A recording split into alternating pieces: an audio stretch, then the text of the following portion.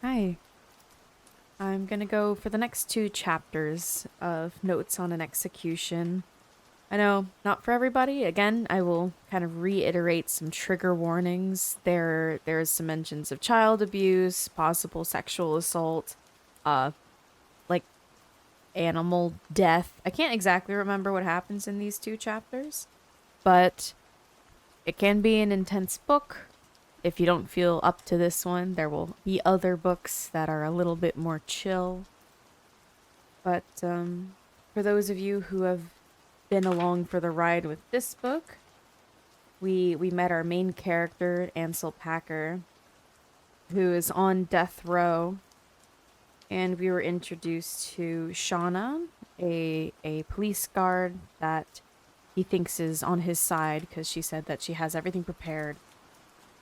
Um, we were introduced to Ansel's mother, Lavender, and her situation with Johnny.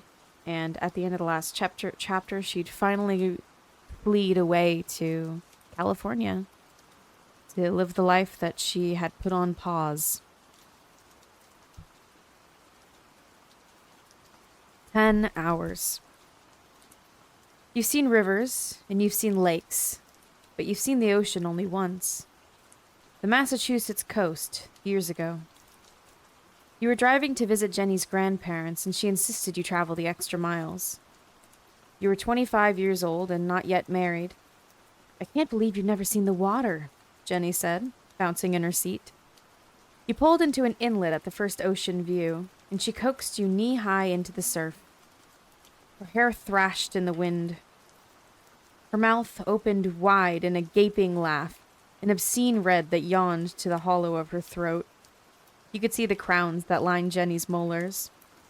If you focus hard enough now, you can almost replace the concrete wall of your cell with that giant, roaring blue.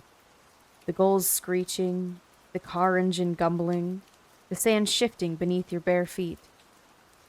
Despite it all, you are thankful for the memory, for the sight of the sea tumbling in the distance. It is possible, looking at the ocean, to believe it never ends. The note from Shauna is in front of your shoe, balled up against your big toe, a limping pressure when you walk. A bomb, blasting everything glorious open. You're rinsing your paintbrushes in the sink when two officers appear. They gesture for your hands, which you reach through the slats in the door. To be handcuffed, you have to turn your back to the entrance, hunch in half, and sink to your knees with your arms twisted behind you. You're strip searched every time. A visitor, they say. The visitation room is a long row of white concrete booths. You rub your wrists and you take your seat. On the other side of the glass, your lawyer looks how she always does. Tina Nakamura sits with her hands clasped firmly atop a manila folder. Inmates are not usually allowed to see a lawyer in person today, but the warden has always liked you. Special approval. Tina's mauve lipstick is expertly applied, severe around the edges of her thin mouth, and her lashes have been tastefully lengthened with the kind of makeup meant to trick men into believing she isn't wearing any. You are not fooled. Tina is around your age, you would guess, mid-40s, and her hair is pulled into its usual clean ponytail, high and silky on the crown of her head. Today's pantsuit is navy, crisp, tailored. When she leaves, you'll peek at her shoes. Tina's shoes always betray her.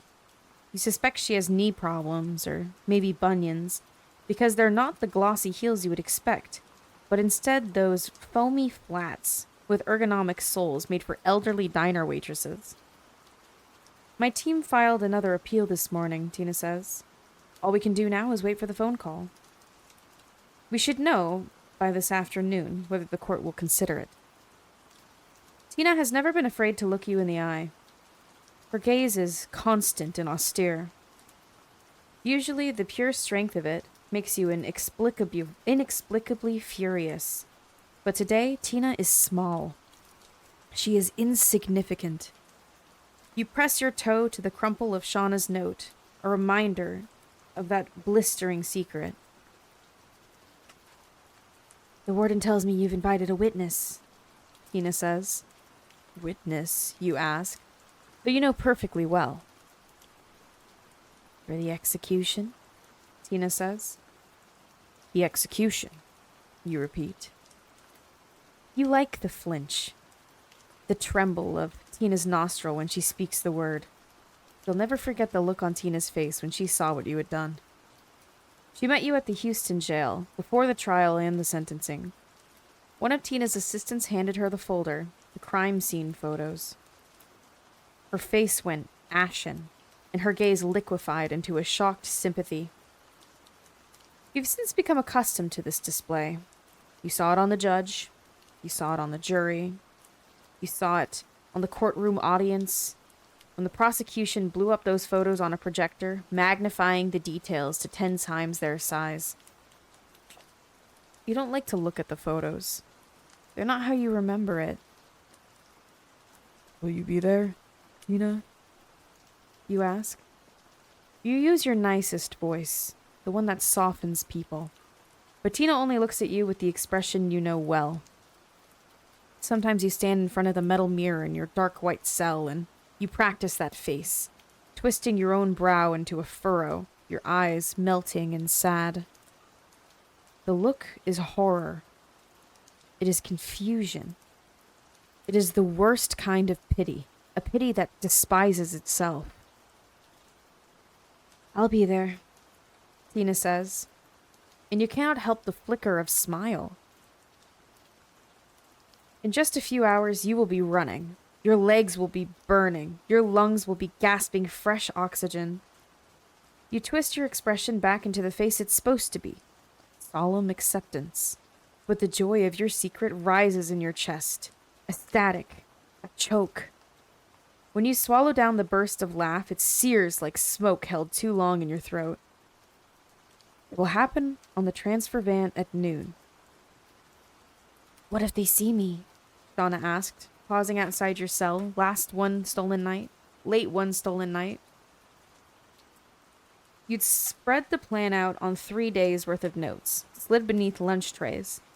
Shauna's clenched one in her fist as she gnawed at her nails, an anxious, twittering mumble. You fixed her with your best imitation of hurt. Shauna, my love, would you trust me? It has been done before. There was a hostage situation in the 70s. 2 inmates escaped from the Walls unit with guns pressed to the prison libertarians' heads. Just a few years ago, 3 men broke free from the Polunsky Recreation Yard. They were shot, hauled back. There's a rumor that a man once escaped using a green highlighter to dye his white prison scrubs and walked out pretending to be a doctor. Given the circumstances, you would make like Ted Bundy and crawl through an air shaft. But you haven't been given an air shaft, only Shauna. The 40 minutes in a van between Polunsky and the Walls unit. Back in your cell, you stand over the bulk of your notebooks. The red mesh bags sprawled, taunting on the bed. 5 legal pads. 7 incarcerated years of thinking and writing, transcribed onto yellow ruled paper. The stack on your cot looks like a pile of handwritten pages, not visibly the masterpiece you know it to be. You always imagine you'd sign copies by mail. You'd get letters from fans and reviews in newspapers.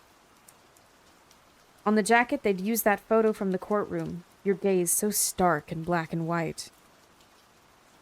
You'll leave your theory here. Shauna knows to find it under the bed. When they're looking for you, when the panic erupts, and the search parties scatter, and helicopter lights beam down on the plains, she will point them to it. So it's like a manifesto? Shauna asked, when you described the basics. You twitched with rushing annoyance. Shauna could tell she'd said something stupid. She turned a humiliated shade of magenta. Manifestos are for crazy people, you explained slowly.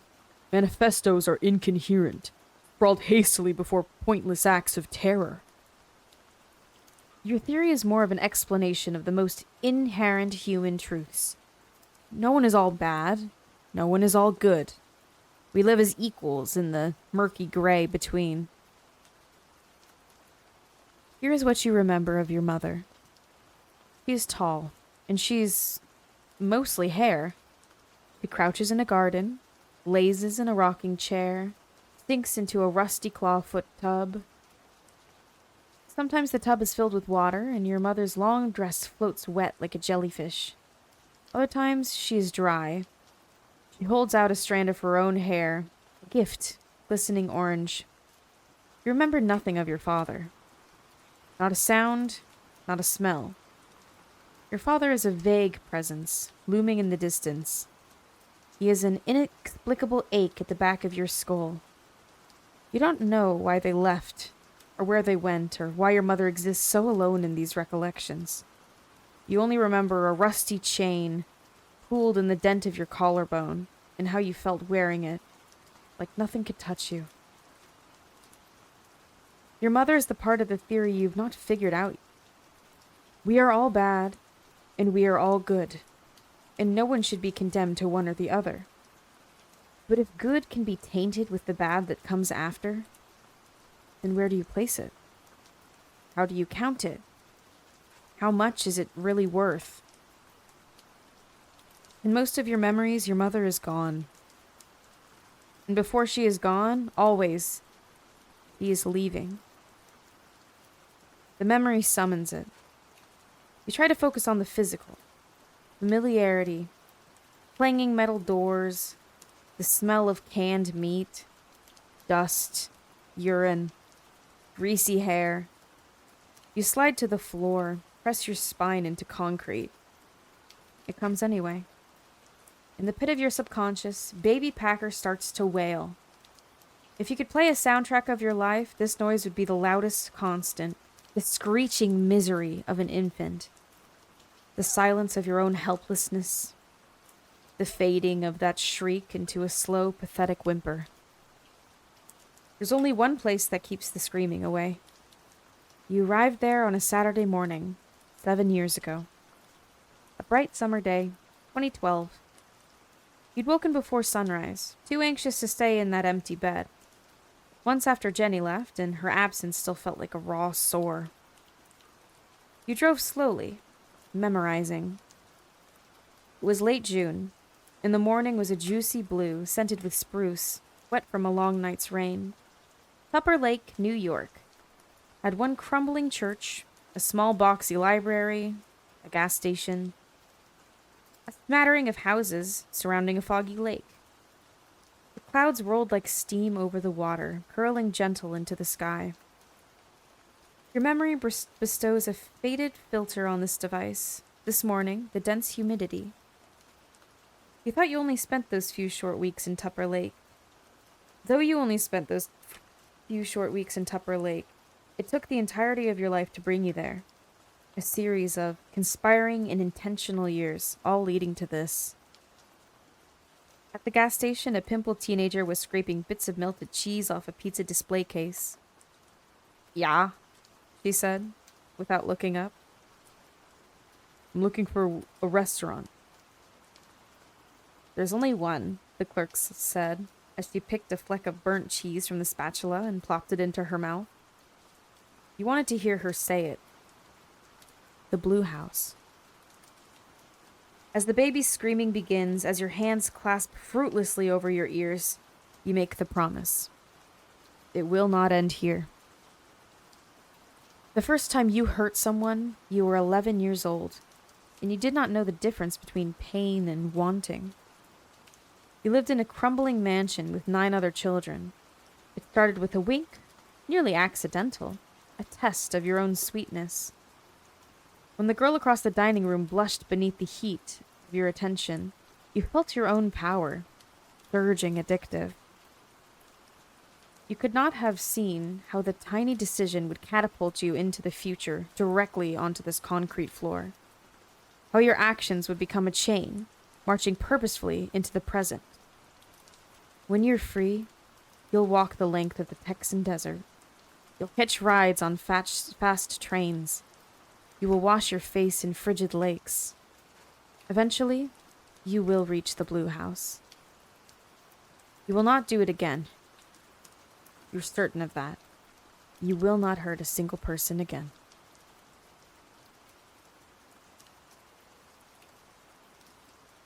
Safi, 1984. We're on to a new chapter and a new character that we haven't been introduced to yet.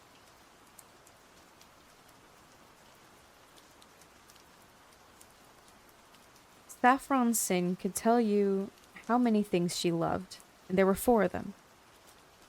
1. The sound of Miss Gemma's house late at night. From the room she shared on the 3rd floor, Safi could hear everything. Sneeze, groan, whimper. At night, the mysteries of the house laid themselves bare. Safi huddled beneath her scratchy pink comforter and reveled in the exquisite aloneness as the house shifted, exhaled. 2. The picture frame she'd taken from her mother's dresser before the social workers brought her to Miss Gemma's. Her mother had placed a sheet of notebook paper beneath the glass, with a line of chicken scratch cursive scrawled hastily across. Felix culpa, Felix culpa. Safi did not know what those words meant, but her mother had written them, and so she loved them. She slept with the frame tucked beneath her pillow. 3. Her bottle of teeny bikini nail polish. The color was a pastel purple, creamy and comforting. Safi used it sparingly, only allowing herself 1 coat at a time. She did not love the bottle itself, but instead how it made her feel. Like someone fancy and grown up, a girl with clean, shiny fingers. 4. The boy downstairs. He slept in the room directly below her. Lying awake, Safi imagined the oxygen traveling from her lungs and out her nose, across the hall, down the staircase, and into his open mouth. And that night was different. Special. That night, Ansel Packer had winked at her across the dining room table. Liar, Kristen had said earlier when Safi came rollicking upstairs. Kristen was on the floor, practicing the moves she'd memorized from the VHS of Jane Fonda's workout. Ansel could have any girl in the house. Are you sure he wasn't winking at Bailey? Bailey was the prettiest girl in the house. Maybe the prettiest girl Safi had ever seen. Bailey was 14 years old. Ansel was 11. Safi was 12. And she had hair like drippy caramel. Kristen and Lila often practiced switching their hips like Bailey, rolling their eyes like Bailey, chewing their nails like Bailey did. Kristen had once stolen Bailey's bra, a 32C, and they'd all taken turns trying it on in the bathroom, fumbling with the clasp and pulling down their shirts to see what they'd look like. But Bailey had been sitting 2 seats over from Ansel at dinner. He would have had to turn his head a completely different direction. The other option was that Ansel had winked on purpose at Safi herself. The thought spread through her stomach, then cracked down her legs, liquid hot, thrilling. Safi played the moment over until she couldn't remember what he had been wearing or how the wink had been shaped, until she couldn't picture Ansel's face at all. But the fact remained, he had caused this feeling. He was pinned to the mattress, electric, aching. He did not dare move in case this melting decided, like everything did, to leave her all alone. The yard behind Miss Gemma's was a wide slope, an acre of rolling field that led down to a creek. After breakfast, Safi spread her scratchy pink blanket on the dewy grass. She'd inherited the blanket from a now-grown girl named Carol, who had been born with only 1 arm. Miss Gemma's patch of land near the Adirondack mountain range was rich in the summer, a wet, ecstatic green, and Safi sat with her gangly legs stretched out, her notes sprawled upon her lap. She picked an aphid off her favorite polka dot leggings and squinted down at the page. Safi was solving a mystery. It had started with the mouse, headless, just a tiny pink body splayed on the kitchen floor. Lila had been the one to find it, and she'd screamed until everyone had come running. Safi and Kristen had helped her bury it in the yard. They'd worn black and recited somber poems while Lila sobbed. Then there was the squirrel, shoved beneath a bush near the driveway. Safi caught Miss Gemma carrying it to the garbage with a shovel, her face scrunched in disgust. Coyotes, she said, as she deposited a pile of bones in the dumpster. A second squirrel, left in the same spot. Miss Gemma made one of the older boys clean it up while she watched in her bathrobe from the yawn. Didn't I tell you to stay inside? Miss Gemma barked at Safi when she poked her head out the sliding back door, curious. Safi knew a mystery when she saw it. She'd been reading the Nancy Drew books one by one. She'd since spent every day outside, scouring the edges of the property looking for clues. She did not know what exactly to look for, but she desperately wanted to be the one to solve the crime. So far, she scrawled down the dates of the murders, described how the bodies had looked. Horrific. She wished she had a George or a Bess, someone to help her with her theories, but Kristen and Lila would rather gossip about Susan Day's haircut, lying upside down with their torsos hanging off Kristen's top bunk. She hoped maybe Ansel would help. Ansel had spent his summer wandering along the marshy creek at the edge of Miss Gemma's property. Safi liked to watch him from her blanket as he traversed the perimeter of the field, taking notes in the big yellow pad he kept tucked beneath his arm. She'd seen the books he took out of the library's adults section, encyclopedias, and biology textbooks. She'd heard Ansel was so smart he skipped the first grade. She hoped that by watching, she could memorize his every motion, the slope of his shoulders as he picked through the cattails, ballpoint pen tucked behind his ear. Safi wondered if she could see the facts on him, written in the tragic swoop of his neck. He'd heard the story. Everyone had. Lila had whispered it excitedly on the first nights after Safi arrived at Miss Gemma's, bouncing with glorious drama. One of the older boys had stolen all the files from Miss Gemma's den, and the details had spread around the house, changing shape as they expanded. Ansel had been abandoned by his parents at 4 years old, Lila said. They'd lived on a farm, or maybe a ranch. When the police found Ansel, he was nearly starved. But the worst part, Lila's eyes had bugged during the retelling. Like this was the worst part, but also maybe the best. There had been a baby. Only 2 months old. By the time the police arrived, Ansel had been trying to feed the baby for a whole day, but it was too late. The baby had died. Safi could never forget the image. A real baby, no bigger than a doll. She'd since heard half a dozen other versions. The baby had been sent to a different foster home. Ansel killed the baby on purpose. The baby had never existed at all. But that first image stayed with her, grounded itself as truth. A tiny, lolling neck. Safi had never seen a dead person, not even her mother, and certainly not an infant. She watched Ansel pick through the brambles, so studious and intent. And she thought how sad it was that a single bad thing could turn you into a story, a matter to be whispered about. Tragedy was undiscerning and totally unfair. Safi certainly understood that. That night, Safi watched him all through dinner. 30-second intervals, so no one could accuse her of staring. If Ansel winked again, Safi missed it. Her gaze trained on her mashed potatoes as she counted down from 29. When everyone gathered around the televisions for the 8 o'clock episode of Family Ties, Safi stole down to the basement. Her chest was heavy with disappointment, and the basement felt like the right place to be, all concrete and spiders, and randomly strewn carpet squares. Miss Gemma kept a dusty record player down there, along with a cardboard box of albums. Safi liked to sift through them, study the photographs on the covers. Joni Mitchell had such an inviting gaze. Safi had practiced that expression in the mirror, but it never looked the same. Hey. It was Ansel. He stood at the base of the stairs, half in shadow. His hands were stuffed in the pockets of his corduroys, shoulders hunched, self-conscious. Can I take a look? He asked. Then Ansel was beside her, flipping through the box.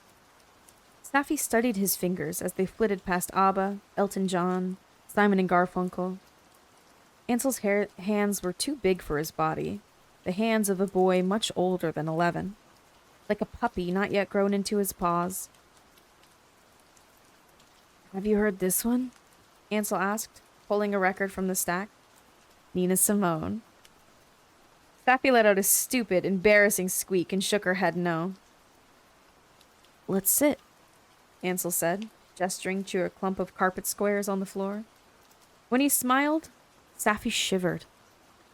Once, Ansel had aimed this exact smile at Miss Gemma, who had blushed scarlet and pulled her bathrobe tighter. The girls made fun of Miss Gemma for days afterward.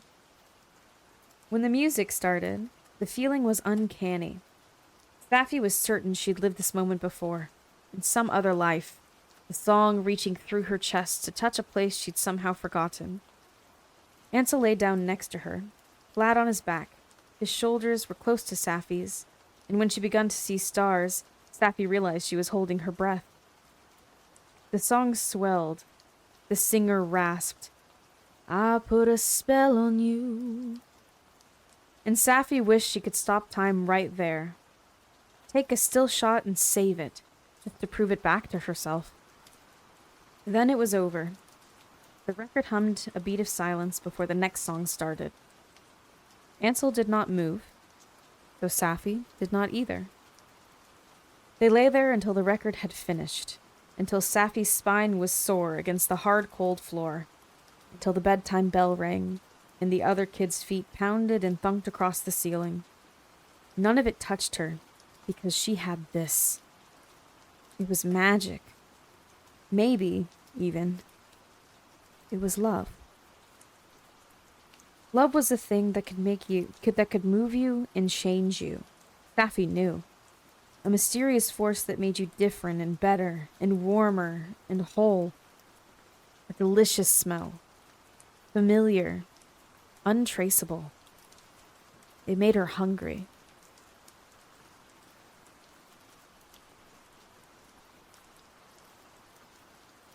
Before Safi's mother died, she liked to talk about love. Safi's favorite nights were those she'd spent sitting cross-legged in her mother's closet, picking through floral hippie skirts from her mother's time in Reno, pairing them with clunky jewelry. "You'll see, Safi girl," her mother used to say. "Real love is like fire." "Is that how you love Dad?" Safi said, tentative. "Like fire?" "Let me show you something," her mother had said, and she'd reached for a shoebox on the closet's highest shelf. Safi wondered often about her father. He'd left them before Safi was born, with nothing but his last name, Singh. A name that kids on the playground mocked in an accent they'd learned from taxi drivers on television.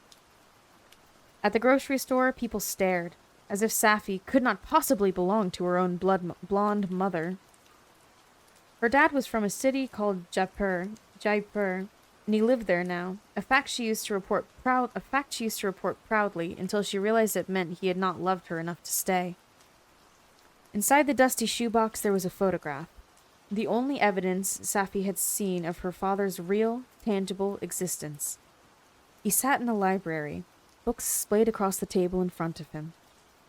He was smiling, his hair proudly covered in a navy turban, which her mother explained was part of his religion. In his gaze, Safi saw herself for the first time, squinting back like a startle in the mirror. "Why did he leave?" Safi had asked, careful, like her mother was a bird she might frighten from a branch. "His family needed him back home." "Well, what about us?" "Listen," her mother had sighed, and Safi knew she'd pushed too far. "Do you remember why I named you Saffron?" "It's a flower." "The most rare and precious flower," her mother said. "The kind of flower that could start a war." She put the photograph back in the box, her green eyes focused somewhere else. Safi desperately wanted to see that place, to touch it by herself. You'll know it when you feel it, her mother said then. The right kind of love will eat you alive. Ansel held both his hands out to help Safi off the basement floor. His palms were damp, his thumbs stained with ink from writing all day in that yellow notepad.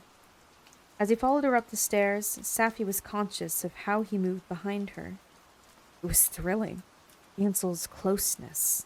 Almost frightening. She wanted that closeness in the same way she wanted to watch a scary movie, with a chattering sort of precariousness.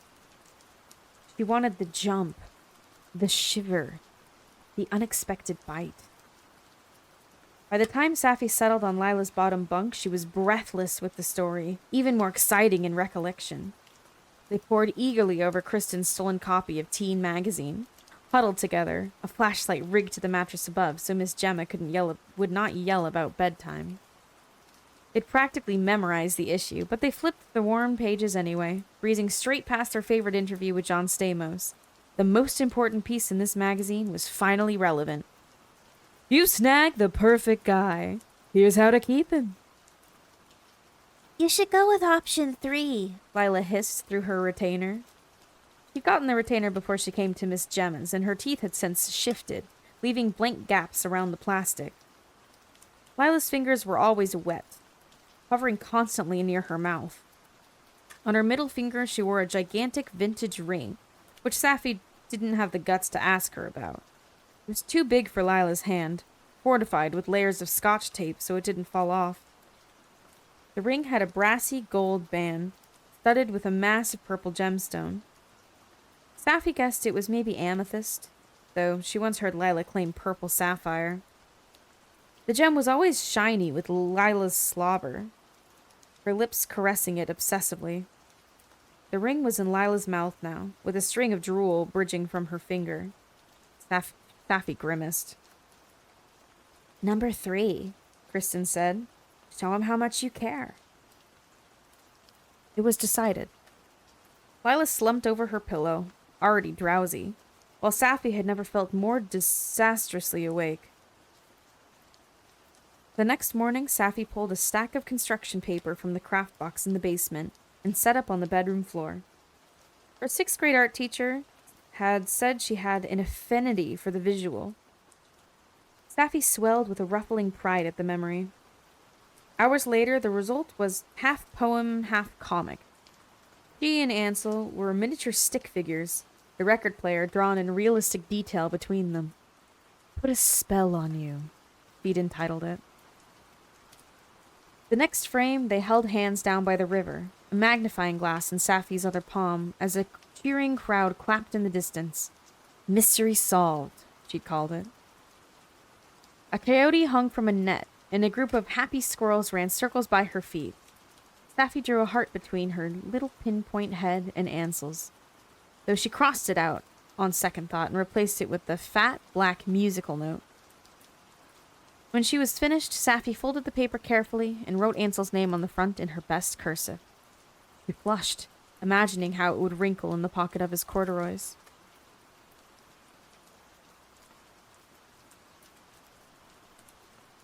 A late afternoon, sun pricked on the back of Safi's neck as she walked down the hill in the yard. She changed into her favorite dress, inherited from Bailey. It was yellow cotton with puffed sleeves, and it smelled, at random moments, like Bailey's aerosol deodorant. As she reached the tall weeds near the edge of the creek, Safi had smoothed down the ends of her swishing braid.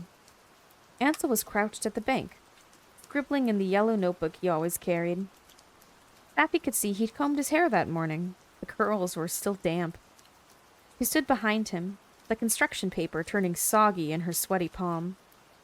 It happened in a single moment of confusion. Horror. Safi tapped Ansel on the shoulder. Ansel turned, surprised. He tried to shield her with his body, but it was too late. She was standing directly over them, the soles of her favorite glitter sandals inches away. They were laid out long in the grass near her feet. 1, 2, 3 of them. Little arms stretched over their heads in surrender, too methodical to be any sort of accident. There were two squirrels, eyes open, tongues lolling. Between them, a fox. The fox was bigger and had been dead much longer. There were holes in its face where something had pecked out its eyes, and its intestines were spread haphazard on the grass. The fox was a jumble of bones covered in tufts of burnt orange fur, rearranged by human hands back into a sick attempt at its original shape.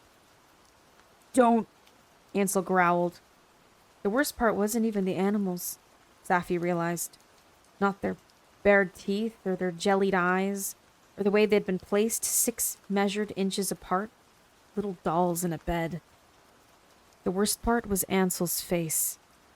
He twisted into something Safi had never seen before. A startling combination of surprise and anger. Ansel held the notebook close to his chest, protective, lips snarling. It looked nothing like him.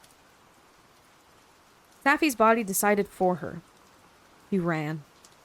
Ansel could say anything. He stumbled, panicked, back up the hill. The construction paper comic lost somewhere in the grass. A bug flew into her open mouth, a big black fly. She started to cry, panting as she tried to spit it onto the ground, waxy wings sticking stubborn to her tongue. There was a fact about life that Safi hated, then. How it took the bad things and settled them inside you. It didn't matter that you were a person. It didn't matter what you wanted. The bad lives incessantly in your blood, a part of you always, calling out like a magnet to the horror of the world. This was not Safi Singh's first experience with the morbid. In the weeks after her mother died, Safi imagined a frightening series of alternate deaths.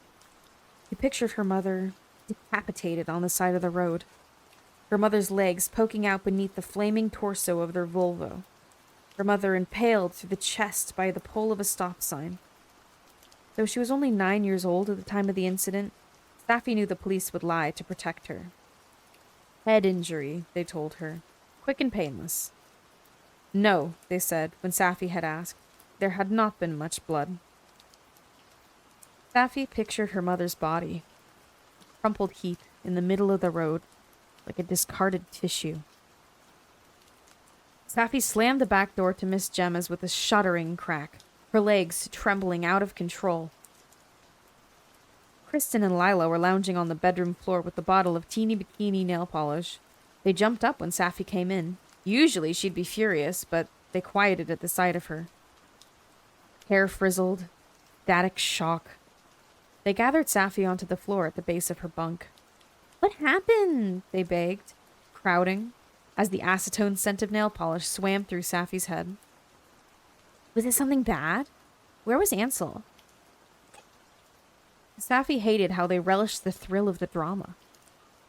Her own this time. She could not fathom how to tell. She'd solved the mystery after all. When the knock came at the door, all 3 girls froze. Kristen stood, tiptoed bravely forward. "It's Ansel," she mouthed, peeking through the crack. At Safi's terrified expression, the violent shake of her head, Kristen shimmied halfway into the hall.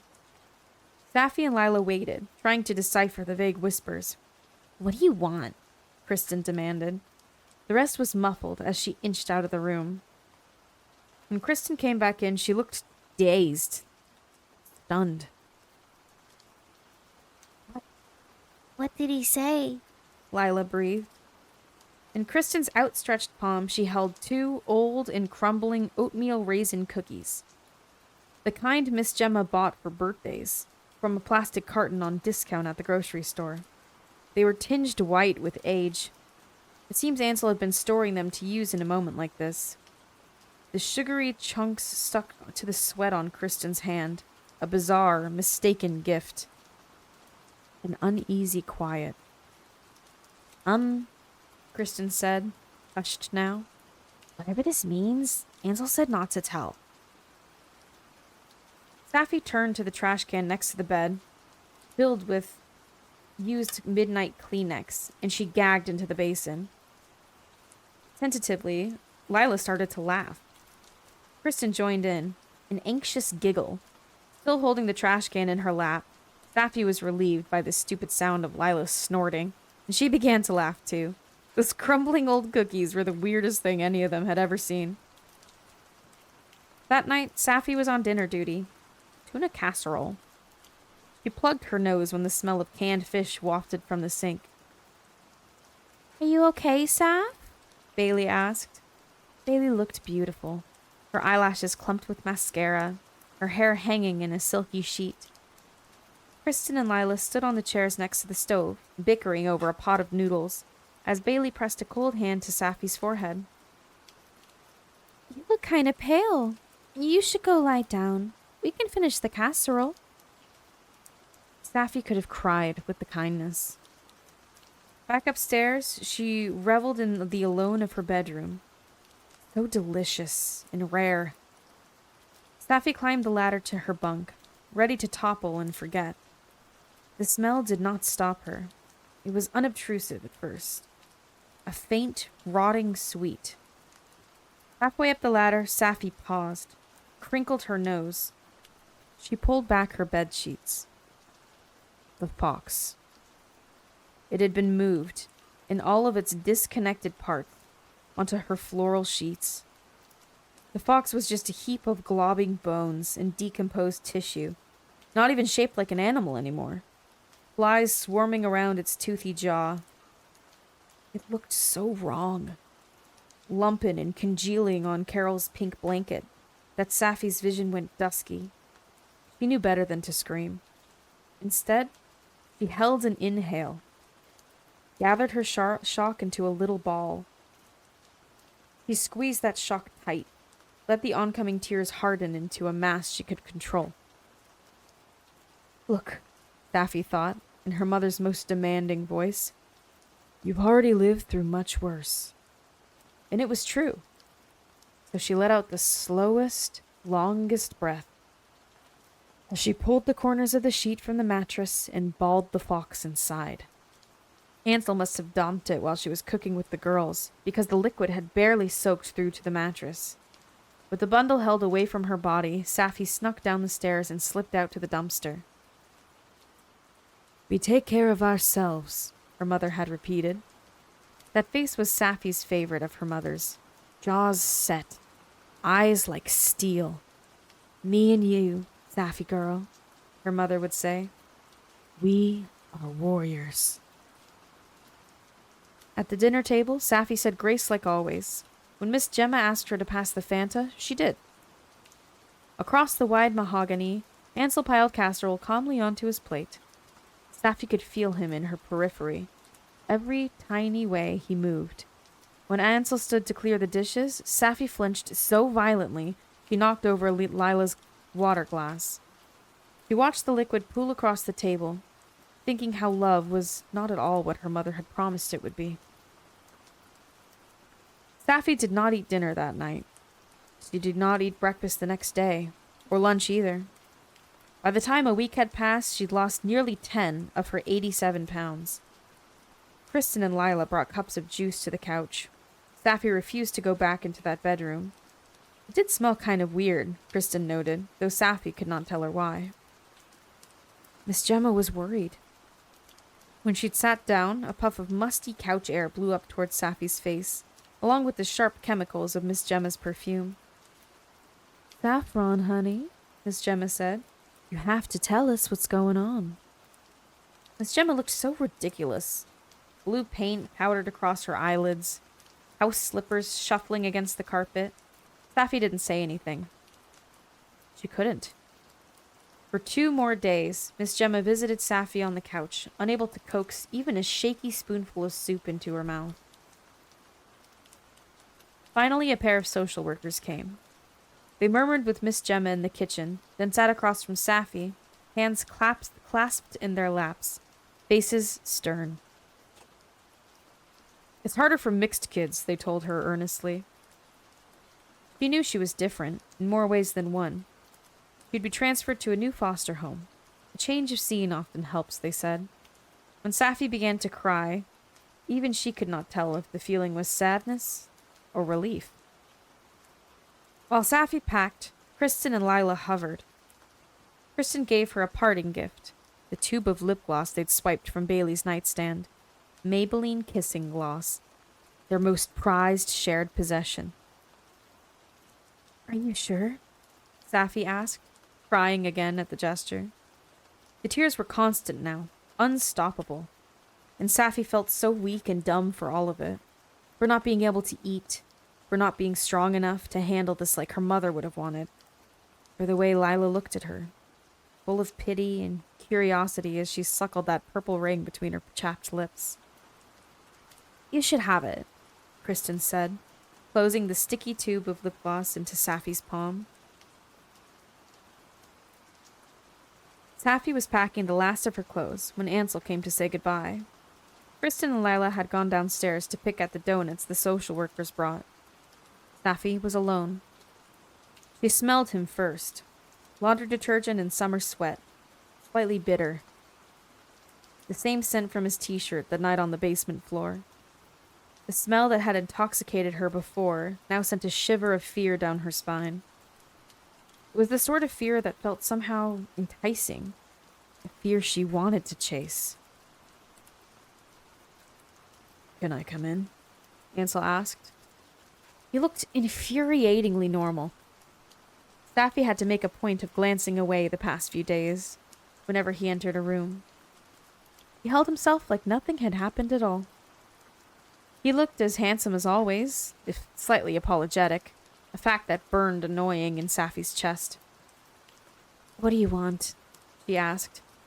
Saf, he said. He'd never called her that before. His eyes were new, a forced sort of sad. I'm really sorry. The fox, she said. Why did you do it? I said I'm sorry. Why? He asked. I heard you laughing, he said. You and the girls. I don't like when people laugh at me. We weren't laughing at you, Safi said. The words sounded wooden, untrue. I shouldn't have done it, he said. Sometimes I do things I can't explain. You can't explain it? He shrugged. You know what I mean. You know what it's like to be left all alone. The sound itself can make you want to hurt things. I'm not alone, Safi said, too forceful. A pause, like he didn't believe her. I'm sorry, okay? Ansel's voice was soft, full of everything she'd been looking for in the first place. It's too late, Safi said, with less conviction now. I'm leaving. She hated Ansel, for the way he bit his lip. The wanting that had captured her was awake again, stretching stiff limbs. It was foreign, intolerable. Her desire. A force Safi could not wrangle into any proper shape. A new dimension that snuck up on her in the dark. He did not dare look it in the eye. Come on, Saf, Ansel said, walking closer. Before you go, please forgive me. Inches away, his face was bright and open, tragic and lovely. Ansel reached out and pressed one finger to the jut of Safi's collarbone. She thought of the baby, dead in the farmhouse. Tiny toes and lips and eyes and fingers. What it meant to be stolen from. He nodded, reluctant. Yes. Forgiven.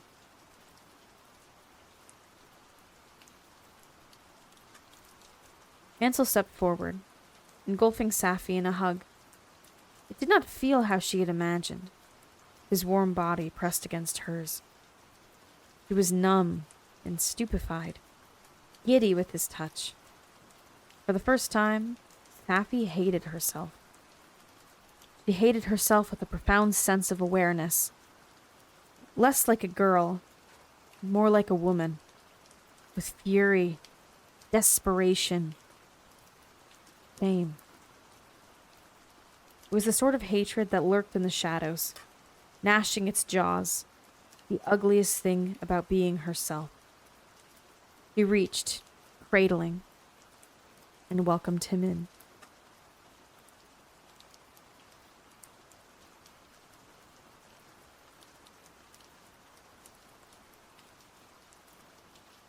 I think I'll read one more chapter, but it's a bit longer of a recording.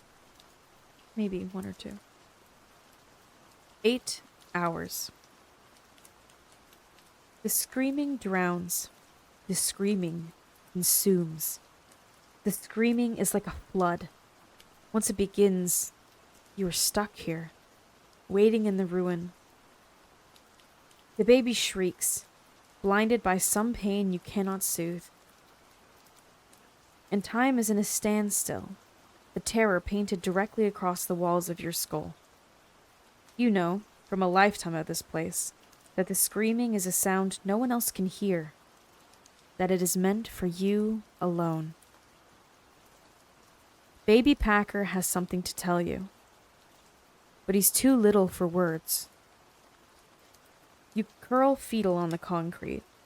From the gut of you, an anguished moan. When you first arrived at Polunsky, they called a doctor. The doctor took your pulse and your blood pressure, then listened to your heart. You were fine, the doctor said. And he never came again. When the officers walk by, they pretend not to see you, rocking on the floor with your hands over your ears like a child playing a stubborn game. The execution watch log requires a visit every 15 minutes. You dread the officers now, witnesses to your misery. You know how it looks. The weakness only sharpens the fury. Shauna caught you like this. Just once. She appeared right as the screaming took over, holding your lunch tray, a worried blur at the door. Words were impossible through the baby's wailing. Her presence loomed, degrading. When Shauna returned the next day, she wore a softness you had never seen before. The paradox hit you with a bursting sort of amusement. Your weakness had melted her. She was riveted, caught in the thrill of your vulnerability. This you could use. You know how to turn Shauna to clay. When you said that her eyes were the color of an Adirondack spruce, the delight rippled eagerly across her face. Jenny used to be the same, shivering as you ran a thumb over the ridge of her nose. When you tried that with Shauna, she giggled like a child, high-pitched and annoying. You crammed a tender smile into the corners of your mouth. Most of the time, you understand women, often better than they understand themselves. But every now and then, you are very, very wrong. The detective was a woman. Of all the ironies that make up your fate, this one seems particularly sharp. She had dark hair that snaked down her back, hooded eyes, soft woman's skin. She spoke calmly, trailing you along until your shoulders had lowered. You were in that questioning room for only a few hours, but by the end, it was like she had a tip of an ice prick lodged in your brain. Before the detective convinced you to tell the story, before she revealed her sneakiness, her trickery, you'd not thought about those girls in a long time. They were from another life, a different world. They never haunted. What were you thinking? The detective asked after. You were so exhausted, you could feel the tears streaming down your cheeks. Some delayed psychological reaction. I'm curious, Ansel. You were young then, only 17. What was going through your head when you killed those girls? You wanted to tell her it wasn't like that. Not a thought process, or a thing that curved any traceable way. You wanted to tell her about the screaming, your urgent need for quiet. You felt like your child self, standing helpless, trying to confess. Sometimes I do things I can't explain.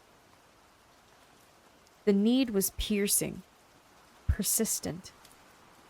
It didn't really matter if the act was wrong. It seemed like the most trivial and irrelevant detail. Why those 3 girls? That summer? The detective asked. Why'd you stop? Until Houston. You crawl to the cold breakfast tray in the corner of your cell and pull the fork beneath a pile of ant-swarmed eggs.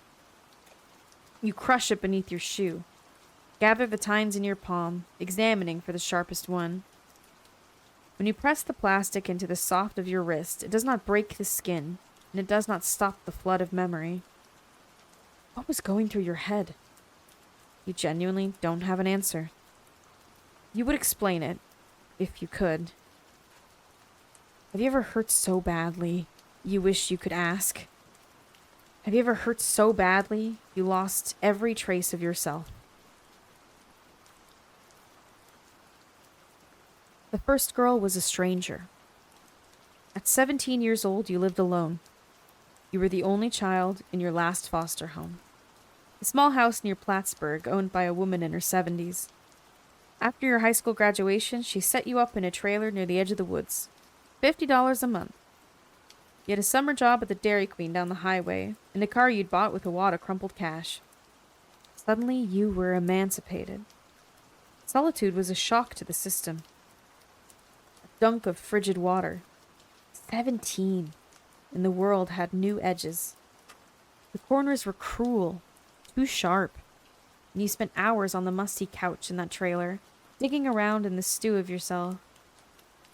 It was strange to be in school, where girls laughed and shrieked, where boys embarrassed one another and showed off their bigness.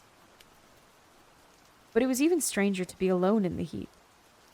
After hours of contemplation, when the screaming pressed, violent, nearly deafening, you swore you could see your mother's figure out the window, standing at the edge of the forest.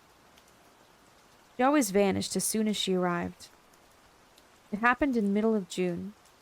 You'd been chasing your coworkers at the Dairy Queen all summer. A high school dropout with streaky dyed hair that flaked dandruff down on her shoulders. You'd complimented her. You teased her like you'd seen the boys from school do. You'd finally come back to your trailer, laid down on the couch and unclasped her bra. It snuck up on you as you were quivering at the hilt. The screaming. The baby's endless wailing. So distracting you could hardly see. Your penis drooped. The frustration only made it worse, and before your coworker left, she laughed. The sound, like a hideous track layered over the baby's shrieking. You sat with the lights on until morning, the echo of your own agony ringing awful in your ears. At work the next day, she wouldn't even look at you. By the time you closed up, took the trash out to the dumpsters and locked the Dairy Queen, you were bent entirely into yourself. The highway pulsed all the way home. You maneuvered the chattering VW bug carelessly, swerving over the yellow lines, the wind whipping a beat into your ear. That screaming endless, unbearable. She materialized in the headlights. In the moonlight, that first girl was just a shadow at the edge of a long driveway. A ripple of hair. The girl squinted in the bright of your headlights. Her face was perfectly animal, vulnerable and confused. You braked. You opened the door. You stepped onto the gravel. Now, time melts. You hear the scrawl of the officer's pen as he fills out the watch log. The thunk of his footsteps, lumbering uselessly away. You think into the muck, the wild, furious dark, the cell widening and tightening until you're not a person, only a little ball. You press your forehead to the concrete, pleading with the baby. Please, stop crying. If Jenny were here, she would know how to gather your limbs. She would swaddle you tight, whisper consolations. It will pass, Jenny would hum. her skin like ripened fruit. It always does. Jenny comes when you are weakest, when you most want to forget. Her hair fanned out on the faded pillowcase, her footprints after a shower, dripping wet across the bathroom floor.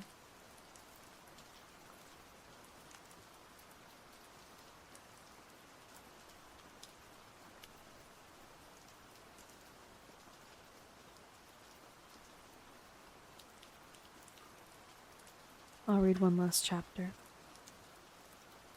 Hazel, 1990. Hazel's first memory of herself was also a memory of her sister. It was the sort of memory that lingered and haunted, lurking in the very marrow of her bones. It arrived when Hazel's pulse raced. Every time she stepped on stage or drove too fast down the highway, she was transported. In the memory, Hazel was just a pumping mass of tissue, blurry and floating. Around her, a darkness that beat like a drum. There was evidence of this time in the ultrasound her mother kept balanced on the nightstand. Within the silver frame, Hazel and her sister were two little specks of molecule, growing together in this dark and primitive space. Her mother loved that photo, because you could see it even then. Before either of them had ears or toenails, two tiny webbed hands reaching out to each other, like deep-sea creatures in silent conversation. In every important second of Hazel's life, she could hear the phantom sound of her sister's heartbeat layered over her own, as if they were still suspended together in the womb. It was a familiar syncopation, the most comforting thump. And no matter how far apart they were, how different or distant, Hazel's hand would lift, always, to meet Jenny's. The morning Jenny came home from college, Hazel sat in the shower, letting the water beat scalding lashes onto the curve of her back. The seat her parents had installed in the corner of the tub was slippery beneath her bare thighs, and Hazel soaped her knee carefully, running the sponge over scar tissue. The place where the doctors had stitched up her skin was still a furious, blistering red, and she could see the exact spot where her own ligaments had been reconstructed, replaced with that of a stranger who had died right before surgery. Often, when Hazel looked at her knee, she thought of that nameless person, now just ash or bone. She shampooed quickly, then turned off the water, listening as her hair dripped onto the shower floor. Downstairs, Hazel's parents were frantic, her mother banging idly around the kitchen, fussing with the marinade for the Christmas brisket. Her father's shovel scraped against the driveway as he cleared the snow for Jenny's car. They'd been in a blustery panic for days. Her mother had wrapped the gifts weeks ago, and they'd been waiting stale beneath the tree ever since, dust gathering on glossy paper. Hazel's father worked from home, and her mother had transformed his office into a guest room for the occasion. Returning from the department store one frigid afternoon, arms filled with curtains, sheets, a generic framed photo of a beach in a sunset. The frenzy when she'd realized she'd forgotten the pillowcases at the checkout counter. "I don't think he'll care if you use the old ones," Hazel had said, from her perpetual spot on the sunken couch. Hazel stood gingerly, her right foot raised to keep the weight off her knee. She bent over the edge of the slippery porcelain, leaning for the towel. Her arm cramped with the stretch, the muscle limp, unused for months. As she hopped to sit on the lid of the toilet seat, Hazel twisted the towel around her hair, wondering exactly where Jenny was now. It was a game they played as children. A summoning, they called it. "I can tell when you're sick," Jenny had said, arriving in the elementary school nurse's office before their mother had even been called. "And I can tell when you're sad." Jenny would shake Hazel awake in the dead of night, pulling her from the worst of nightmares. "I can read your mind," Jenny would say. And when Hazel started with the fact of the intrusion, Jenny only looked confused. "What?" she would ask. "You can't read mine, too?" Hazel would burrow deep into herself, trying to conjure the interior of Jenny's body the way she conjured her own. She never could read Jenny's mind, but this didn't stop her from trying. or from claiming that she had the same telepathic power. You're lying, she'd guess. When Jenny faked a stomachache. You like that boy, he'd tease, when Jenny crossed her arms over her chest at the middle school locker. Hazel wouldn't call this a summoning. Not the kind of thing Jenny would do. It was just intrusion. Many years of noticing. Or intuition. It was just intuition. Many years of noticing. Hazel knew her sister's face. Jenny would be driving now. The route from North Vermont University to their suburb outside Burlington was just over an hour. A Nirvana song would be playing, humming crackly from the radio, Jenny's hands fluttering on the steering wheel. Jenny's new boyfriend would be sitting in the passenger seat.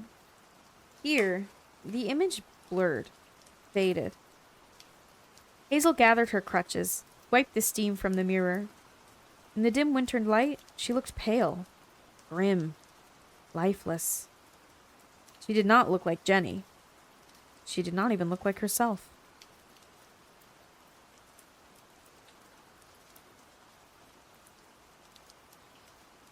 Hazel's real self was not this bathroom ghost. Her real self had cheeks blushing pink beneath scorching bulb lights, hair sprayed back into a slick, glossy bun. She wore long black lashes, glued sticky to her eyelids. Her collarbone jutted out beneath the straps of a corset that tapered down into a custom-designed tutu. Glitter dabbed subtly along the ridges of her chest, engineered to reflect the stage lights with a turn or a leap. For a precise moment, Hazel was no longer leaning against the damp sink. Instead, she was following the sound of the orchestra into the velvet wings as the instruments hummed the opening notes of Swan Lake. The smell, like elastic and resin. She was rolling into her pointe shoes, reveling in the ethereal stretch of her hamstring. The audience hushed, alert, awaiting her arrival. She was caught in that long, agonizing moment before she stepped into the gold. Hazel was her real self when she danced, but she was more than that. She was feather. She was breath. She was an illusion, a mirage that only answered to music and memory. She flew.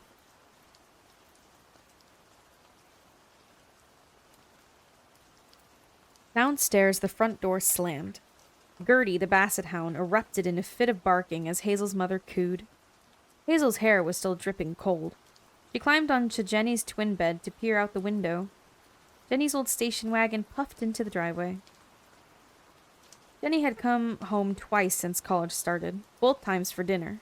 She'd refused to stay the night, packing herself back into her car after the leftovers had been scooped into plastic containers for the mini-fridge in her dorm. Hazel tried to picture the house through Jenny's new, worldly eyes. Nearly identical to the homes that fanned around it, clustered at the edges of sheltered little town. Burlington had never felt so quaint and silly as it did when Jenny came to visit. All ice cream shops and mountaineering stores. Both those dinners had been before Hazel's knee, and she'd not been able to pinpoint exactly how Jenny changed. From the distance of Hazel's bedroom window, still framed by Jenny's John Hughes posters, the differences were obvious. He and Jenny had always looked as close to identical as you could get while still technically being fraternal, but Hazel could see, with an uncomfortable jolt, how age would separate them further.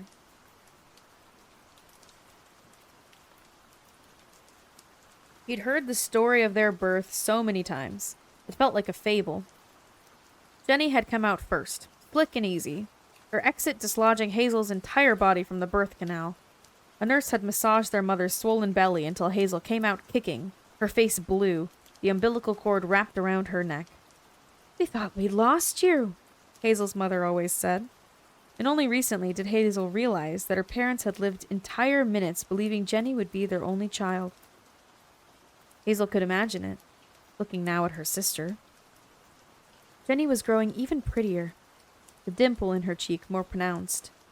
Jenny had a heart-shaped face, supple and inviting, while Hazel's has always been gaunt and witchy. And of course there was the freckle. As their mother pulled Jenny into a hug, Hazel reached up instinctively to touch it. The twins. This was how they'd learned to know themselves. At slumber parties, in school events, field trips, and family holidays, Bea and Jenny were a single unit. One name, one bedroom, shellacked in pink wallpaper. As children, Hazel and Jenny took pleasure in switching clothes between class periods to confuse their teachers. They used to wear matching versions of the same outfit, Jenny in purple, Hazel in blue. "Does it even bother you?" Hazel said to Jenny once, when one of the boys in middle school joked about asking the twins to the dance. You know, being the twins. Jenny had looked at her with a gaze so narrow and cold. Hazel knew she wore it to veil her hurt. Hazel still remembered how her own tongue had flitted across her canine teeth, which were pointier than her sister's, more overlapped. How she'd bit down until she tasted a warm prick of blood. "Why would it bother me?" Jenny had asked, her voice like a woodland creature. Hazel still burned with the shame of the question. Only in the last 4 months, since Jenny had been at school, did Hazel respond to her own name alone. For the entirety of her life, Jenny's name would echo across the room, and Hazel would turn, ready to answer. Now, the mole beneath Hazel's left eye felt the same as always. A raised and fleshy bump shaped vaguely like a teardrop. People loved to point it out. "Hazel," they would say, tapping their own cheeks, distinguishing her. Like Hazel needed a reminder of her own imperfection. There Jenny was, at the bottom of the stairs. When Hazel looked up from the complicated math of her crutches, Jenny was grinning, soft and expectant. Those same sister eyes, that same sister mouth. Jenny's whole self, waiting. She wore a pair of oversized combat boots, an army parka Hazel had never seen before, and a big studded belt like Courtney Love. As Jenny engulfed Hazel in a hug, the hall filled with her smell, hidden beneath something foreign. A new brand of soap, or maybe shampoo, fruity and sugared. Hazel itched for a sneeze. "It's so good to be home," Jenny marveled as she bent to soothe the dog. Gertie's fat little paws tugged at her jeans. She turned to the boy behind her. Jenny's new boyfriend was not what Hazel had expected. Hazel had known her sister to drift toward bulky shoulders and taut-corded necks, boys who looked like tree trunks. By the end of high school, Jenny and Hazel had split the world evenly. Hazel had ballet, a rotating series of point shoes and wrap skirts, and intricate rehearsal schedules to be negotiated with the car they shared. In turn, Jenny claimed school. Jenny had the test scores, the report cards, the honor society. Hazel could usually find her sister laughing near the trophy cases. Jenny's body propped naturally against the chest of a hockey player, a linebacker, the statewide shot put champion. Hazel knew these boys only from the stories Jenny told as she drove Hazel to the studio. She listened intently, both enthralled and repulsed. The boy standing in the foyer was definitely not an athlete. He was lean and rigid, like a pair of oversized glasses resting loose on the bridge of his nose. His pants were slightly too short at the ankle. A few wiry leg hairs curled beneath the cuffs.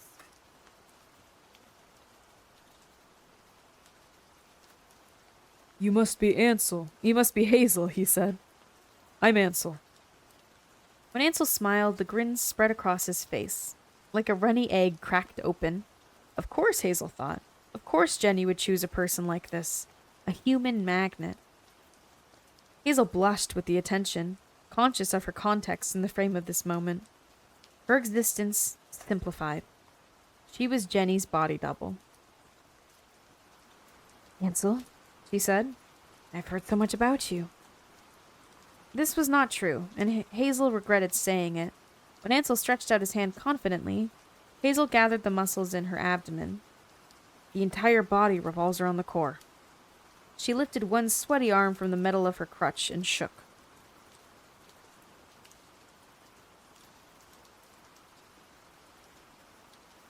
Jenny had not called after that night on stage. After the 3-hour surgery, after the cards and flowers had flooded Hazel's bedside, after her arms had bulked from pushing the wheelchair down the hospital halls. No word from Jenny. Even after Hazel had been deposited onto her parents' couch, where she sat for the next 6 weeks, only dragging herself occasionally upstairs for showering. Nothing. Hazel tried the dorm phone twice, left messages with the perky RA. Jenny did not call her back. She's thinking of you, Hazel's mother said, unconvincing, as she delivered another bowl of soup. While she wasted away on the couch, Gertie's jowls slobbering into her lap, Hazel tried to conjure her sister. In the hydrocodone haze, she imagined that Jenny would be at a Friday night party, wearing the denim skirt they'd picked up at the thrift store that summer. On a Wednesday morning, Jenny would be in the dining hall, picking the cantaloupe out of a wilting fruit salad, or playing Pearl Jam on her Walkman as she ambled to class. Hazel couldn't picture Jenny's classes. She'd never been on a real college campus, her schedule already packed with rehearsals, when Jenny and their dad drove out for the tour. She imagined tweed jackets, button-up shirts, her sister's fingers scrunched around a pencil. Those images felt manufactured to Hazel. Less like a summoning, and instead a fantasy that likely had nothing to do with Jenny's reality. The effort only made her angry. "Where are you?" Hazel would beg, pathetic, her knee pounding like a gavel beneath her skin.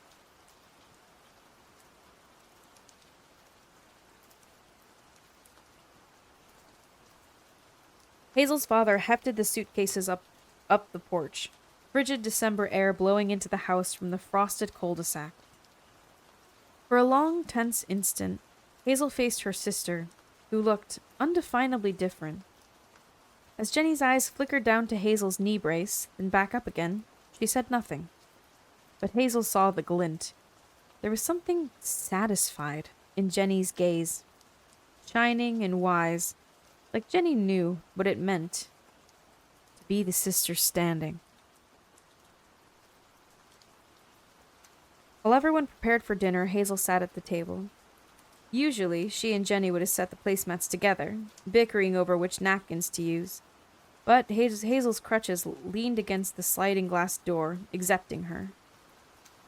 Their mother served the chicken as Jenny gestured with an open bottle of wine. Hazel shook her head no. She'd never liked the taste of alcohol or the way it made her head swim, and besides, she still had a few painkillers left. Her mother had been counting them out every morning, and she insisted Hazel wean slowly off. "You have to be careful," her mother said. "Addiction runs in your blood. Just look at your grandfather." Hazel chewed her chicken tepidly, the half capsule flooding her system, dulling the throb in her knee. Everyone's teeth had purpled with wine. Her mother patted her hair anxiously as she asked Ansel questions about school, which he answered dutifully. He was a philosophy major, he said, aiming for graduate school. "I want to be an academic writer. Thought is the purest thing you can leave behind." His voice was soft, lilting, seeping inky into Hazel's core. His skin was milky pale, the interior of his forearm like a blank sheet of paper. He really was handsome, the kind of handsome that solidified the longer you looked. A startle when he said her name. "Hazel," Ansel said, the spotlight swiveling. "Jenny tells me you're a ballet dancer. How's your knee feeling?" "She's almost healed," Hazel's mother jumped in. "Just a few more weeks on those crutches, then physical therapy. She'll be dancing again in no time." Hazel nodded politely. Ansel idled on her, genuine, curious. No one had looked at her this way in months, without pity or discomfort. She recognized a flicker of awe in the moon of his smile, a sliver of the reverence she pulled out of the audience after a perfect series of duets. "I have an announcement," Jenny said, tearing Ansel's attention away. Jenny's lips were flecked purple with sentiment. A flare of hatred burst through Hazel, uncontrollable. "I've been thinking about our birth story," Jenny said. "About the nurse who saved us. We never even learned her name, But she's the whole reason we're alive. Or at least the reason Hazel is, right? Anyway, I've decided on my major. I want to study nursing, specifically labor and delivery. Hazel's parents beamed across the table, the pride spreading involuntary. Exaggerated, nearly obscene. The room felt cold, everyone drunker and sloppier than they'd been only minutes before. The whole display so abruptly pointless. As her father raised his whiskey for a toast, as Jenny lifted her smudgy wine glass, Hazel clutched her water, and stared into the kitchen light until the bulb had sufficiently blinded her. That night, Hazel fell asleep to a memory. Come on, Jenny was saying, her gangly arms hanging from the furthest monkey bars as the sun beat down on the scorching playground. Jenny was wearing the costume they'd begged their mother to buy, a sparkly wedding dress that they'd shared, with sleeves like Princess Di's. Fear crystallized in Hazel's chest. Her shoulders ached from the 2 monkey bars she'd already reached through careful assessment. Jenny looked very far away in the billowing white, her fingers slipping sweaty. You have to believe you can do it, Jenny said. Put your body into it, Hazel, and swing. Christmas morning. A gentle film of white blanketed the neighborhood. Dawn had just broken, the sun rising a supple orange over the snow-glittered suburb. Hazel lay in bed, thick and anxious. Jenny was staying in the guest room with Ansel, and the bare twin mattress across from her own looked singularly empty. Since the accident, Hazel's body had taken on a shape her clothes did not recognize. Her stomach and thighs had thickened. The muscles in her calves had shrunk. The seam of her pajama pants felt too tight. Hazel stuck her hand beneath the elastic cord, stretching it away. Her body felt so foreign. She thought of Ansel. The silky cream of his skin, how his smile leaked like a flood across his face. Played out like a film, lit in gauzy yellow. Ansel was hovering above. Hazel splayed out on her bed. His shoulders were tight, muscled beneath her fingers, the skin on his stomach tensing into the fine trail of hair that led to his waistband, his checkered boxers sliding down over his hips. I'm gonna skip ahead a little bit. Hazel's parents were waiting downstairs. Her dad's old man hair stuck up in every direction, in the front, and her mother was lumpy in the armchair, her piled bathrobe pulled tight. Gertie snored from the couch, drool pooling on her favorite cushion. On television, the news was mumbling. Hazel craved a shower, but it was too difficult with the knee brace. She could smell her own sweat. Did they mention what time they'll be up? Hazel's mother asked. I didn't hear anything, Hazel said. It was another half hour before Jenny and Ansel appeared. Jenny's hair was wet from the shower, and Ansel wore a pair of tight-fitting corduroys. When Hazel noticed how they scrunched around his knees, she filled with a boiling shame. They opened the gifts one at a time. Jenny had gotten a new backpack, made of real leather, ordered from a store that didn't exist in Burlington. Hazel's mother would have sent away for it. For your textbooks, her mother said, shining proud. Hazel mustered all of her energy into an exclamation of delight. They'd gotten her a set of fancy novels, a genre she'd liked as a child. Every gift before this year had been related to ballet, and everyone looked pointedly away as Hazel mumbled her thanks for the books. The sweater. Ansel went next. He ripped the paper awkwardly while her parents beamed. Jenny specifically instructed them not to get him anything. Ansel had a hard childhood. They shouldn't ask about it, and he disliked family holidays. Her mother had picked up a pair of pajama pants anyway, in a book about primates. Ansel thanked them, clearly uncomfortable, as Jenny glared, shooting daggers. The last 2 gifts were the most predictable. 2 identical packages lay beneath the tree. Ansel caught Jenny's eye. They were kids again, their secret language communicated in one flickering glance. It was tradition. Twice a year, on Christmas and her birthday, Hazel received an outfit that matched Jenny's. They tore open the wrapping paper, Hazel's cheeks aching from the fake smile. It was a dress this time. Cotton, long-sleeved, kind of thing you'd wear to a dinner party or a nice restaurant. Hazel could not fathom what she'd wear it for, but she forced down a grimace as she held the dress up, modeling. Heather gray to Jenny's olive green. Her mother clapped, pleased. "Okay," she said. "Pancakes! Your father got that special syrup." Wait. It was Ansel. His voice was raspy and frogged. He'd barely spoken all morning. An odd tension radiated off him, scattered bolts of energy. I have something. A gift. Hazel sat quiet, listening to Ansel's footsteps as he disappeared upstairs, the zip of his duffel bag. Her parents shifted uncomfortably while Jenny picked up little bits of carpet from the floor. Ansel came back with his fists clenched, his angular features infused with a false excitement that felt stiff, almost cold. "I'm sorry," Ansel said, uncurling his palm. "I didn't wrap it, but it's for you, Jenny." Everyone gaped.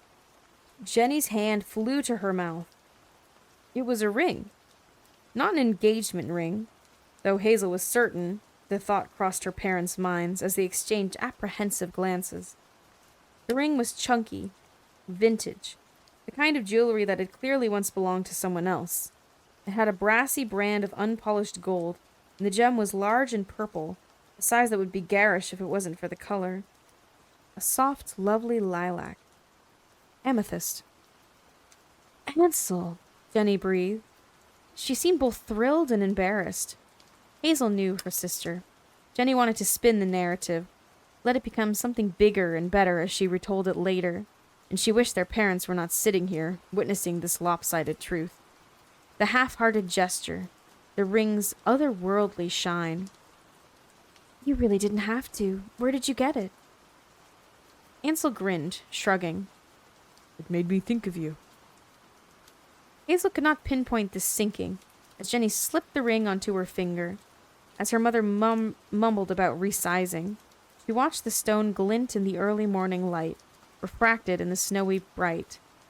She did not know if the wrongness had to do with the ring, or the boy, or her sister, or maybe Hazel herself. "You are happy for her," Hazel commanded, forceful. But the thickness spread anyway, gelling sickly across the back of her throat. That Christmas dinner, Hazel tried to catch Jenny's eye. At their mother's urging, they both changed reluctantly into the matching dresses, though Jenny had already spilled a splotch of red wine down the front of hers. The purple ring glittered from Jenny's finger. Hazel's parents tried to feign normalcy, but her mother's gaze fitted constantly to Jenny's hand, which looked new and foreign, somehow older, as it reached for the platter of brisket. Hazel and her parents had been firmly instructed not to ask about Ansel's family. "It's complicated," Jenny had claimed. But Hazel's dad was drinking whiskey. "So," Her father said, his cheeks ruddy. "what does your family do for Christmas, Ansel?" It was like the shock of bad news, a slow, fevered pause in the room, a dripping sort of dread. She could physically picture her father's question hovering above the table. She wanted to reach out and grab the words, shove them back into his mouth. Hazel trained her gaze steadily on her plate, her gnawed bones glaring morosely from a puddle of juice. At her feet, Gertie gazed up hopefully, eyes wet and droopy, blissfully ignorant. "I grew up in foster care," Ansel said. Hazel watched her father's face twist, mortified, his mistake dawning. "We didn't really have traditions." "I'm so sorry," her mother stammered. "It's okay." The awkwardness lingered in the air, mixed with something else, something Hazel recognized from all those years on stage. How the audience used to need her. Ansel had them hooked, mesmerized. "My parents left when I was 4 years old," He said. I don't remember holidays with them. I had a little brother, but he died. It was horrifying how little Hazel knew. She knew nothing about this person, or the endless moments Jenny had spent with him. She knew nothing about the world as a whole. Here Hazel was, in the boring, cozy house she'd taken for granted, full of socks for gifts and food they'd thrown away when leftovers turned. In this pretty little town where nothing bad ever happened. Her parents were not wealthy, but they were comfortable. She'd never wanted something she truly couldn't have. I've been reading a lot of philosophy lately, Ansel said. Locke in particular. He rejects the concept of bodily continuity, the idea that our physical beings make us who we are. Instead, he latches onto the memory. Memory as the thing that makes us individual, as the thing that separates my human consciousness from yours. I have this idea, this theory, I guess. There's no such thing as good or evil. Instead, we have memory and choice. And we all live at various points on the spectrum between. We are created by what has happened to us, combined with who we are chose to be. Anyway, I wanted to thank you, all of you, for allowing me into your home. Jenny, for everything. If I'm simply a series of choices, I'm glad they led me here. Hazel understood it then. A glimmer of intrigue that had sucked Jenny in and was slowly stealing her away. Hazel herself was breathless, all stuttering adrenaline and stunned curiosity. Tragedy had a texture, a knot, begging to be unraveled. The things Hazel wanted were unskippable, unspeakable, intangible, too blurry to touch. The things she wanted already belonged to her sister. The bathroom was a cool black cave. Hazel stumbled in, her crutches clattering to the floor. She did not bother to turn on the lights. She did not want to see the beige paint, the crooked landscape on the wall, the little bowl of seashells her mother dusted every week. She hunched over the toilet and stuck her face right into the bowl, inches from the putrid water. Hazel gagged as the sound of clinking forks and polite voices came muffled through the door. She hated Jenny. Actual hatred, stinging and aware. Hazel vomited, wishing she could expel everything from her body, all the grief and terror of such a bitter, selfish thing. But she knew it would linger regardless, dissipating until it transformed back into the boundless love she'd always known. The love between sisters was not the sort of thing she'd read about in books or swooned over in movies. It embodied a category all in itself, a quiet knowing that swam in her veins. Even when Jenny was miles away, sister love was like food or air or memory itself. It was molecular, the very stuff of her. But it was not a love she chose, and for this, Hazel would always resent the part of herself that feared, maybe hoped, that she would never love anyone quite the same way she loved Jenny. A knock on the door. Hazel lay flat on her twin bed, the Discman playing an old Springsteen CD she found at the record store downtown. In the dim glow from the hall, Jenny was a shadow. She wore a pair of pajama pants and a faded oversized t-shirt she'd left behind. Hazel was very familiar with the shirt. When she was bored of her own clothes, she'd sometimes limp over to Jenny's dresser and rifle through the drawers, slipping Jenny's forgotten Nirvana concert tee over her own skinny ribs. Wriggling her hips in this outdated jeans Jenny hadn't loved enough to take to school. Now, Jenny climbed onto Hazel's bed, hugging her legs to her chest. Hazel pulled off her foamy headphones.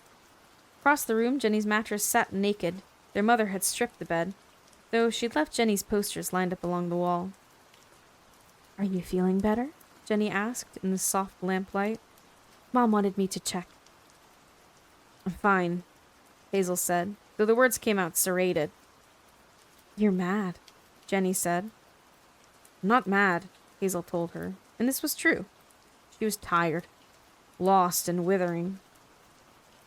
Hazel almost wished she were angry. That would be easier than this wide and lonely nothing. I saw, Jenny said.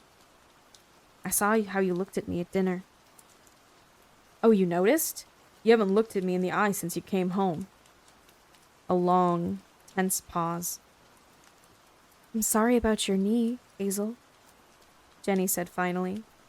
The admission felt impossibly small. This was the first time Jenny had addressed the incident. Hazel understood, with a shock of clarity, why Jenny had been ignoring her knee. It was not because Jenny didn't care. No, Jenny knew exactly what Hazel's knee meant, what her failure meant, for both of them. It was easier not to look. Hard things will change you, Jenny said. Ansel taught me that. I don't know real struggle. Neither do you. Hazel was about to protest, to defend her own suffering, but Jenny continued. We've had everything handed to us, Hazel. This boring little house, 3 bedrooms, cream carpet. We have parents who love us. Jenny paused, bit her lip. Ansel is different. He lived in 4 separate foster homes.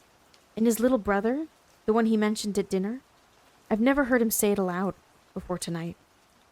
That his brother died. Ansel's never told me the story, but he screams in his sleep. The baby, he says. The baby. Jenny had always seemed older than Hazel.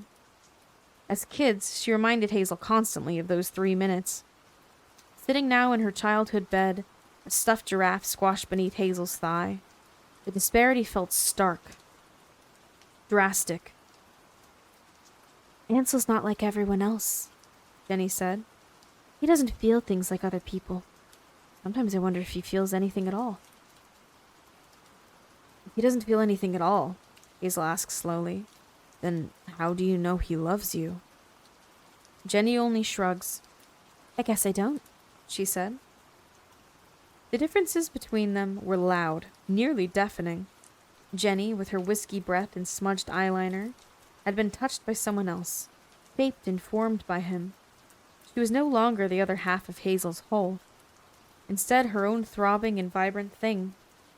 Come back, Hazel wanted to beg, though she knew it was fruitless. She was no longer the closest thing to her sister. They were no longer an us, but rather 2 separate people, growing at 2 separate paces.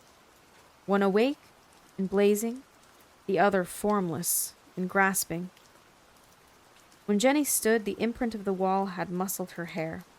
It stuck straight in a static puff. She stopped at the door, melting back into silhouette. I'm sorry, Jenny said, about your knee. I'm sorry I didn't come home. I'm sorry I didn't call. The words felt useless, far too light. Why didn't you? Hazel asked. I could feel it, Jenny said. Like back when we were kids. I was in the library studying, and I could feel it the second it happened. Like my very own tendons were snapping. It hurt, Hazel. It was the first time I felt that power, and I wished I didn't have it. When Jenny left, Hazel's room felt empty, changed. On the blanket, Jenny had left a single shiny hair. Hazel picked it up at the tip, watched the tail sashay gracefully through the air. She brought it to her lips, rolled it in her mouth. The strand of hair tasted like nothing at all. She could only feel the shape of it, firmly existent, a spider on the pad of her tongue.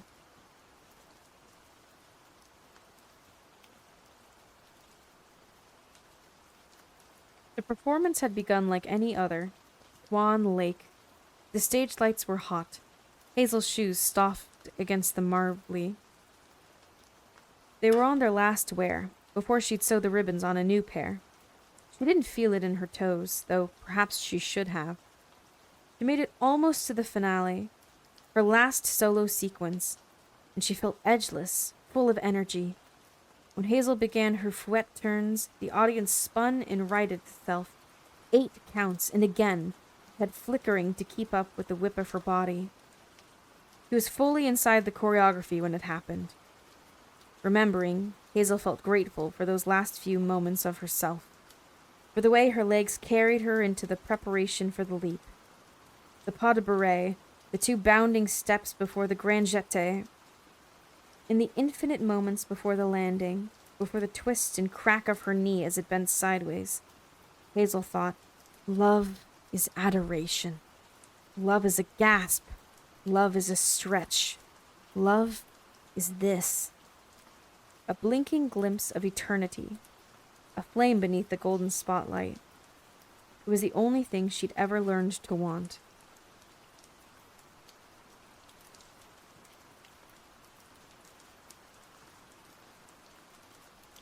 Hazel did not know how long she'd been asleep when she jolted awake to the sound of barking.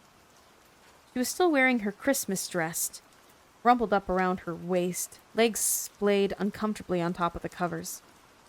The room was dark, stale, and hushed, the quiet interrupted by Gertie's barking, which echoed insistently from the back door. They learned to ignore the dog until she lured herself back to sleep. But as Gertie continued, frantic, Hazel heaved herself from the bed, hopping one-legged past the window. The sudden motion stopped her. A flicker of movement beyond the glass. Hazel rubbed the sleep from her eyes, blinked hard to be sure she wasn't dreaming. It was Ansel, clear in the moonlight. He stood beneath the maple tree in her parents' backyard, flannel pajama pants tucked into the winter boots. He leaned on the shovel from the garage, his jacket revealing his wrists as he scooped clumps of snow and wet dirt. A scoop, a whack. Hazel watched, bemused, as Ansel dug a hole. It was maybe a foot deep. He dug until his forearm disappeared into the depths of it. By the time he clapped the dirt from his hands, Gertie had gone quiet, and Hazel slipped back into bed, listening to the whoosh of the sliding glass door, to Ansel's footsteps shuffling upstairs. Her clock read 4:16 a.m. Surely Jenny was asleep, unaware. Sleep would be impossible. Hazel's brain frenetic with the strangeness of what she'd seen. 5 o'clock passed, then 6. By 6:30, the sky out the window had blanched into a sweet, unfettered blue, and the new sound revealed itself down the hall. So subtle at first, Hazel strained to listen. Whispers, rustling. This time, Hazel reached through the for her crutches. Her bedroom door made no sound at all. She took soft steps across the carpet, her heart alert and listless. She knew before she'd reached the guest room exactly what she would find. I'm going to skip ahead a little bit because this is the sex scene.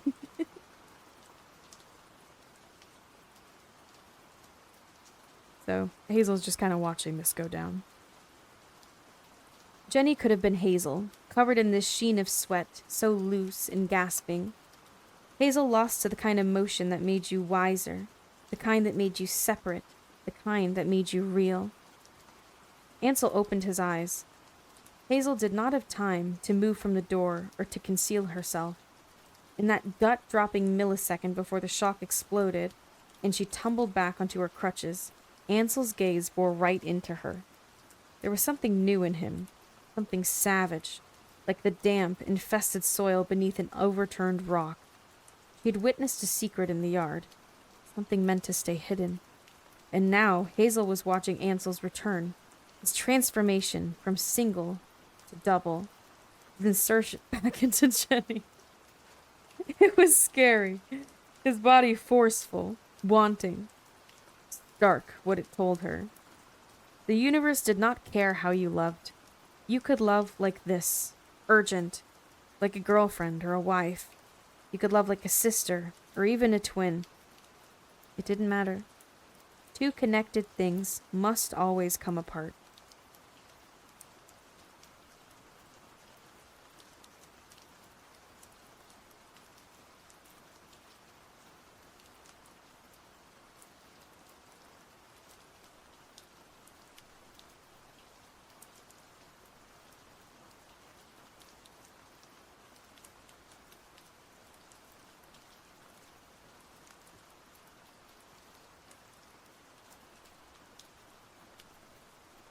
And that's where I'll leave it today.